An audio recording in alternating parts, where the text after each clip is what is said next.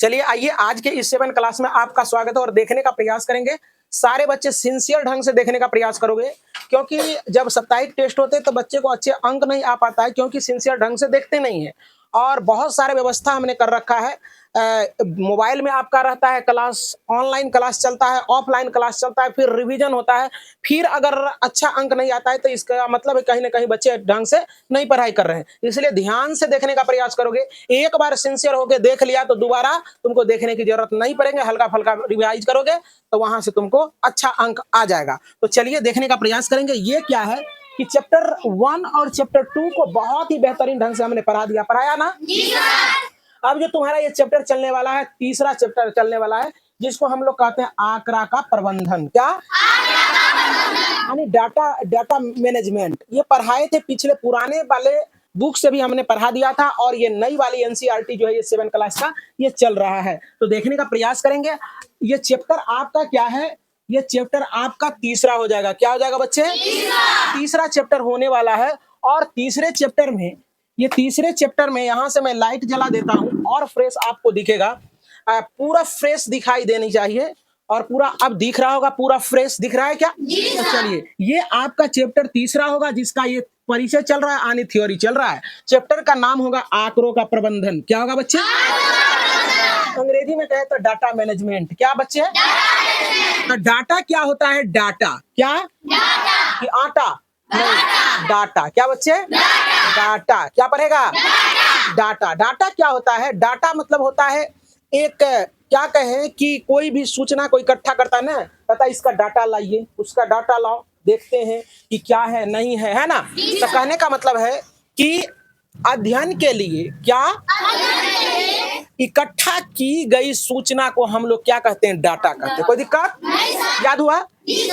अध्ययन के लिए, यानी ज्ञान के लिए, यानी बुद्धि के लिए, यानी सोचने के लिए, है ना। मतलब कि अध्ययन मतलब यही होता है। उसको इकट्ठा करते हैं, उस सूचना को इकट्ठा करते हैं, उसी को हम लोग डाटा कहते हैं। कितने अच्छे ढंग से बता दिए, है कि नहीं? तो कहता है डाटा कलेक्ट करो, है ना, इसके बाद कोई तरह की कार्रवाई की जाएगी, है ना। तब उसी प्रकार से समझने का प्रयास करें। कहता अध्ययन के लिए एकत्रित की गई सूचना, अध्ययन के लिए सूचना को आंकड़ा कहते हैं। क्या कहते हैं बच्चों? आंकड़ा कहते हैं। जैसे विद्यार्थियों का समूह, विद्यार्थियों के समूह में कितने विद्यार्थी हैं, ये हो गया, है ना। अब गायों का समूह, गाय का समूह में कितने गाय हैं, वही। अब घरों का संख्या, है ना, या समूह, समझ में आ रहा ना। तो चलो, समूह यानी यहाँ हो गया संख्या। क्या? संख्या भी कह सकते हो, संख्या भी कह सकते हो, संख्या भी कह सकते हो, है ना। इसमें पता लगाते हैं कि अगर विद्यार्थी है तो कितने विद्यार्थी है, यदि गाय है तो कितने गाय है, अगर घर है तो कितने घर है। बात समझ ना। तो चलो देखो, अब कहता है कि माध्य। क्या? है ना। तो माध्य क्या होता है कि सभी संख्याओं का योग बटे सभी संख्याओं की संख्या। मतलब कि सुनने का प्रयास करो। हाँ, आप देखो जरा सा, जैसे एग्जाम्पल देते हैं, माध्य कैसे निकालेंगे। जैसे 1 2 3 4 और 5 6, ऐसे है ना। तो ये है 1 नंबर सवाल दे दिया, है ना। माध्य निकालना है।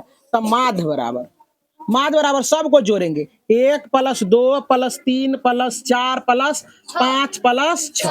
अब बटे कै गो संख्या? 1 2 3 4 5 6। 6 से भागा दे देंगे, 6 से भागा दे देंगे। अब सारे को जोड़ देंगे। देखो, 3 3 6 4 10 5 15 6 21। अब बटे 6 हो गया। इससे इसको कटाएंगे, 3 7 21, 3 दूना 6। सीखा कि नहीं सीखा?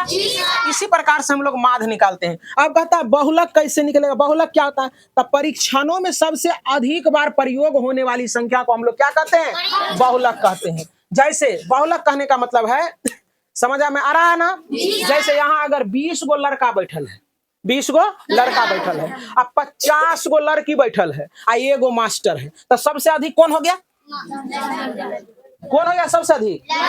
लड़की ना हो गई। 50 गो लड़की है, 1 गो मास्टर है, 20 गो लड़का है, तो सबसे अधिक उसमें क्या हो गया? लड़की। तब बहुलक बराबर लड़की, बहुलक बराबर लड़की। जैसे एक समूह है, 5 गो बछड़ा है, 5 गो बछड़ा, यानी गाय का बच्चा, बछड़ा, है ना। और 10 गो गाय है, 10 गो गाय है, 10 गो गाय है, और उसमें 50 गो ढकरा है, गाय का हस्बैंड, गाय का हस्बैंड। तो बहुलक बराबर क्या होगा? घकरा हो जाएगा ना, जिसको 60 कहते, जिसको 60 कहते, कोई दिक्कत? बहुलक बराबर वही हो जाएगा, है ना। तो चलो देखो समझ में आ गया सारे बच्चे को। तब बहुलक, अब देखो परिसर क्या होता है। तब परिसर बराबर अधिकतम मान माइनस न्यूनतम मान, यही हो गया परिसर। अब जरा सा देखने का प्रयास करो सारे बच्चे। अब इसमें हमको माध्य निकालना है 1 नंबर का। 1 नंबर का अगर माध्य निकालना है तो हम लोग कैसे निकालेंगे? तो यहाँ से अगर फॉर्मूला कहेंगे, कल पूछेंगे तो कहेंगे माध्य बराबर, तो कहेंगे सभी संख्याओं का योग बटे सभी संख्याओं की संख्या। कहेंगे बहुलक बराबर, तो कहना कि परीक्षण में सबसे अधिक बार आने वाली संख्या। अगर कहेंगे परिसर बराबर, सॉरी बहुलक बराबर तो बोल दिए, परिसर बराबर बोलेंगे तो कहेंगे अधिकतम संख्या या सबसे बड़ी संख्या और माइनस सबसे छोटी संख्या। बात समझ में आ रहा है ना। अब देखो इस यहाँ से हम लोग माध्य निकालते हैं। माध्य बराबर सबको जोड़ेंगे, सबको क्या करेंगे? 2, 4, 6, 8 और 10 जोड़ दिए। अब बट्टे कै गो संख्या को जोड़े हैं? 5 गो, तो बट्टे क्या हो जाएगा? 5। देखो माध्य निकल जाएगा। तो देखो यहाँ क्या हो जाएगा? 4 2 6, 12 6 18, 18 10 28 बटे 5, यही हो गया। इसको हम लोग भागा भी दे सकते हैं। तो देखो 5 पचे 25 और दशमलव, है ना, और 5 छके 30, यही हो जाएगा आंसर। कोई दिक्कत? अब इसका निकालेंगे तो इसी तरह से निकाल लेंगे। अब इसका निकालते हैं, माध्य निकल गया। अब बहुलक, बहुलक निकालते हैं। क्या हुआ जी? बहुलक। अब बहुलक निकालना है तो बहुलक जरा सा देखने का प्रयास, इसमें तो अकेले अकेले, इसमें देखने का प्रयास करो। सबसे अधिक बार कौन आया? देखो 2 कै बार आया है? 1 2 3 बार। बहुलक 3 बार, तो ये 3 हो 2 हो जाएगा बहुलक, है ना रे। अब देखो 4 है, 2 ये बार है ना, सॉरी ये भी 3 बार है ना, तो 2 और 4 दोनों हो जाएगा। कोई दिक्कत? अब देखो हमको निकालना इसी का परिसर। क्या निकालना है? परिसर। परिसर निकालना है तो इसमें सबसे बड़ा संख्या कौन है? 6, और सबसे छोटा संख्या कौन है? 2, तो घटा देंगे 4 हो जाएगा परिसर। सीखा कि नहीं सीखा सारे बच्चे? अब कोई पूछ देगा तुम लोगों को कि माध्य बराबर क्या होता है, तो माध्य बराबर कहेंगे सभी संख्याओं का योग बटे सभी संख्याओं की संख्या। कोई दिक्कत?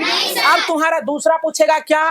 दूसरा पूछेगा तुम्हारा ये कि बाबू बताओ कि बहुलक बराबर क्या होता है, तो कहेंगे परीक्षण में सबसे अधिक बार आने वाली संख्या।